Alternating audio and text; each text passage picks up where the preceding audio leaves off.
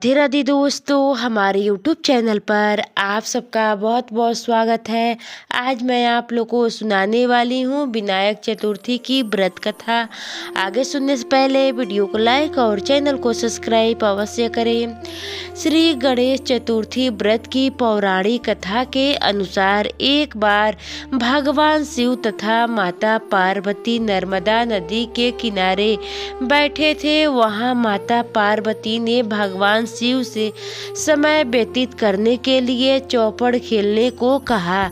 शिव चौपड़ खेलने के लिए तैयार हो गए, परंतु इस खेल में हार जीत का फैसला कौन करेगा, यह प्रश्न उनके समक्ष उठा तो भगवान शिव ने कुछ तिनके एकत्रित कर उसका एक पुतला बनाकर उसकी प्राण प्रतिष्ठा कर दी और पुतले से कहा, बेटा, हम चौपड़ खेलना चाहते हैं, परंतु हमारी हार जीत का फैसला करने वाला कोई नहीं है, इसलिए तुम बताना कि हम दोनों में से कौन हारा कौन जीता।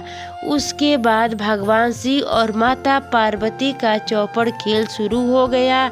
यह खेल 3 बार खेला गया और संयोग से तीनों बार माता पार्वती ही जीत गईं। खेल समाप्त होने के बाद बालक से हार जीत का फैसला करने के लिए कहा गया तो उस बालक ने महादेव को विजय बताया। यह सुनकर माता पार्वती क्रोधित हो गईं और क्रोध से उन्होंने बालक को लंगड़ा होने कीचड़ में पड़े रहने का श्राप दे दिया। बालक ने माता पार्वती से माफी मांगी और कहा कि यह मुझसे अज्ञान तनाव से ऐसा हुआ है, मैंने किसी भेदभाव में ऐसा नहीं किया है। बालक द्वारा क्षमा मांगने पर माता ने कहा, यह गणेश पूजन के लिए कन्याएं आएंगी, उनके कहे अनुसार तुम गणेश व्रत करो, ऐसा करने से तुम मुझसे प्राप्त करोगे। यह कहकर माता पार्वती शिव के साथ कैलाश पर्वत चली गईं। 1 वर्ष के बाद उस स्थान पर कन्याएं आईं। तब कन्याओं से श्री गणेश के व्रत की विधि मालूम करने पर उस बालक ने 21 दिन लगातार गणेश जी का व्रत किया। उसकी श्रद्धा से गणेश जी प्रसन्न हुए। उन्होंने बालक को मनोवांछित फल मांगने के लिए कहा।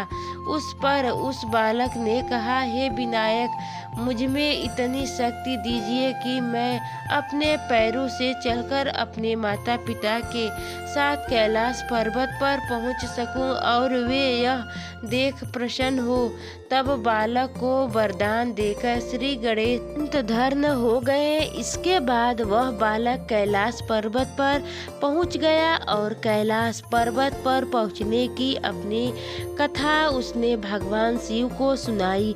चौपड़ वाले दिन से माता पार्वती शिव जी से विमुख हो गई थी, अतः देवी के रूठ होने पर भगवान शिव ने भी बालक के बताए अनुसार 21 दिनों तक श्री गणेश का व्रत किया। इस व्रत के प्रभाव से माता पार्वती के मन में भगवान शिव के लिए जो नाराजगी थी वह समाप्त हो गई।